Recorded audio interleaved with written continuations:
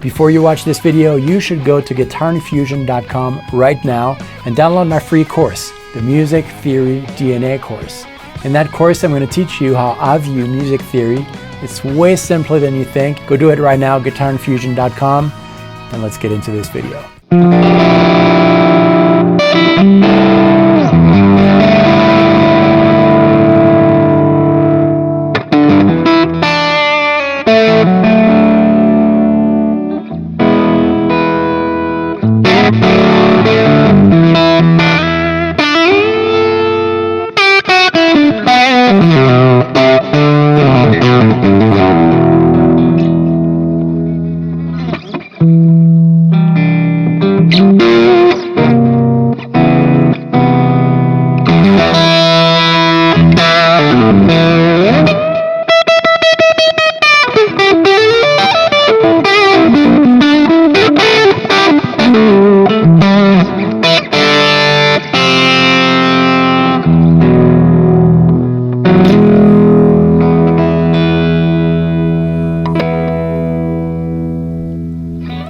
So, do you want to be a lead player or a rhythm player?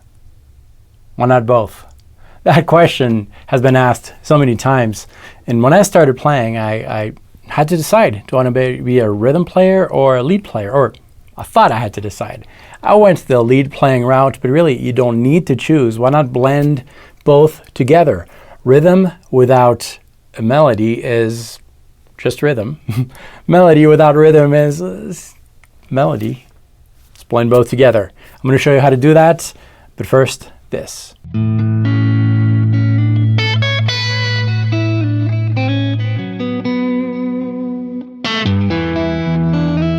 Hi, my name is David Wallerman. Welcome to this channel, which is all about helping guitar players like all of us find our unique voice, what makes us tell a story that is different from anybody else. Develop that voice and apply it to this, to the instrument. That's what this is all about. It's not about learning scales, theory, concepts, licks without a purpose. The end purpose is to be able to tell your story. And today we are going to blend together the rhythm aspect of playing and the lead aspect of playing. They are complementary and they're very useful to be able to really blend both together. That's what makes a guitar player more complete, I think, blending both together. And for this, we're going to look at triads, but not triads in the traditional sense where you have a root, third, fifth. We're going to consider any group of three notes together to be a triad.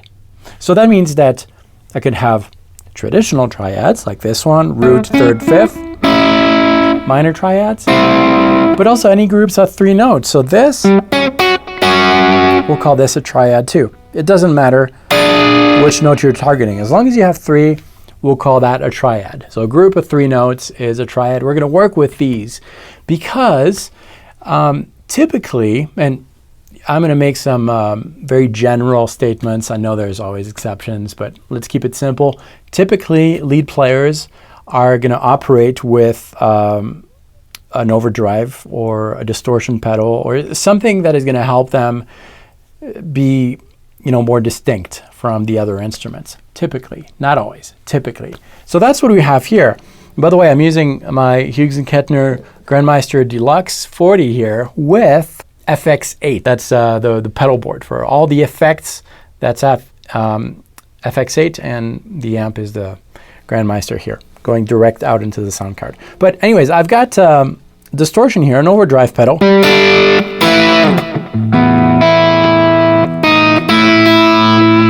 Which means that if I'm playing a full chord, like a full chord with all six strings, the harmonics of each note, because of the tone that I'm using, are going to blend together in a way that is not always good to distinguish all the notes. So if I play, let's say, a bar G major chord, the note kind of like blend into each other. And that's even more apparent when I play more complex chords. If I play a A major 7 with a 9th on top, for example, those notes really blend together in a way that makes it difficult for the listener to understand what's going on. That's because of the sound that we're using. And we're going to use that sound, and that explains why triads. 3 notes, I feel, are the good balance between not enough notes to give the listener a good harmonic content, and we don't want to have too many notes for that, effect that we just had. So triads are great for that.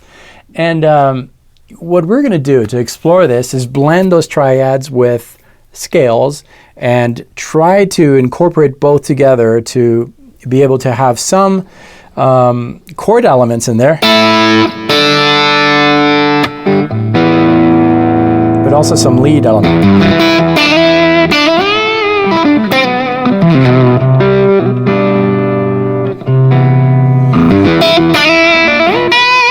That kind of thing. For that, there are many different ways, but my favorite way to explore different ideas like this is to take a big blank fretboard. So print it out. I'll leave a link below, or you can maybe print some out. Actually, I will do that. I know exactly what I'll do. Stay tuned. But print out a big blank fretboard and decide on a scale that you want to play with.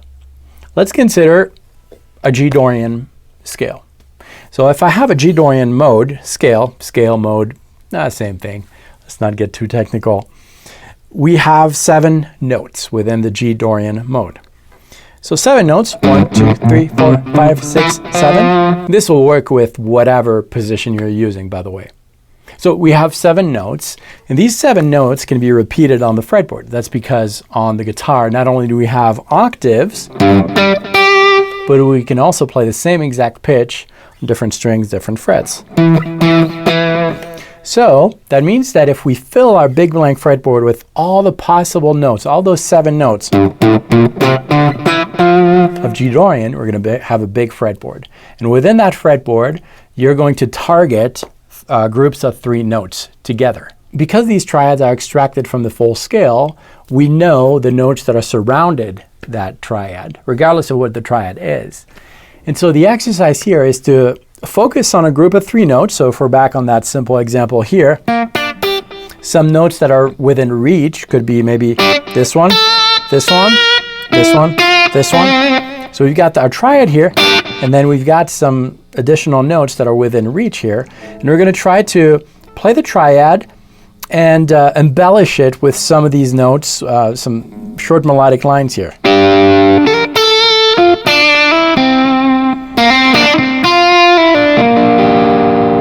And then you can change that triad if you want with one of these within reach notes. So this could also become this.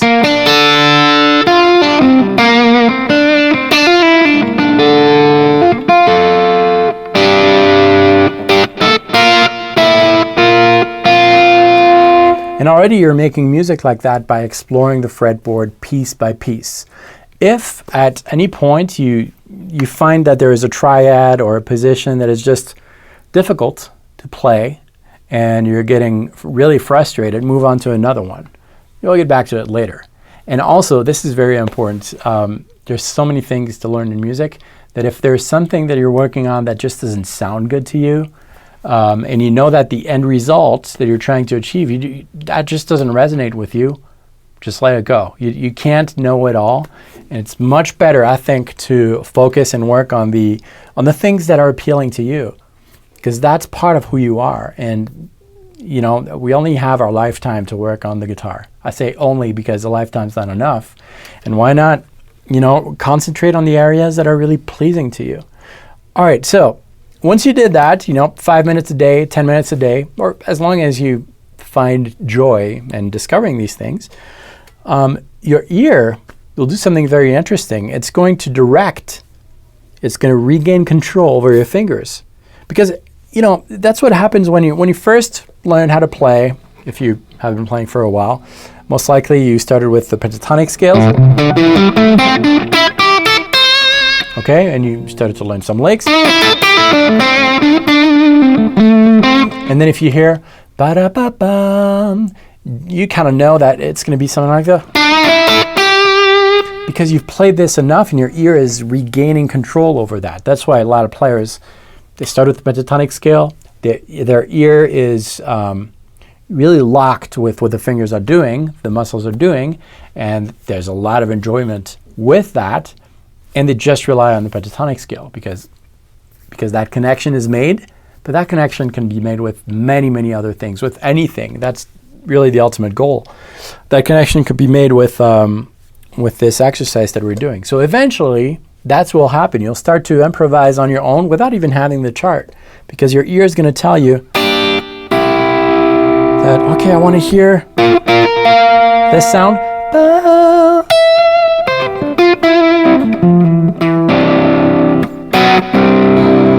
And then everything you play is really going to be directed by your ears.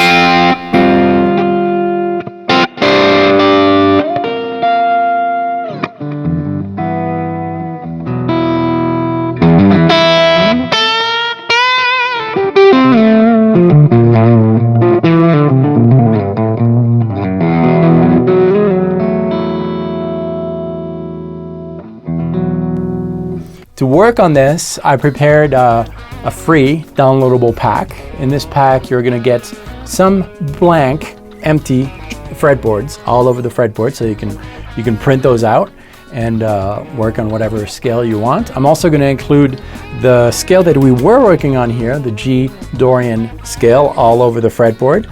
And all that is free. Just visit the link below, enter your best email address, and I'll be sending you that right away. And you can practice many, many different things. And this is going to lead you to a lot of new discoveries, not only technical discoveries, but also theory discoveries, because you might find at some point that this sounds really good to you. And then you're going to start to analyze that. What is this? And you'll see that's a major seventh that gives it that sound, and so forth and so forth and so forth. This can lead to a lot of new discoveries. Anyways, that's what I had for you today. Thank you so much for watching this video. If you have not subscribed yet to this channel, you should, because every week we have a lot of fun here. We discover new concepts.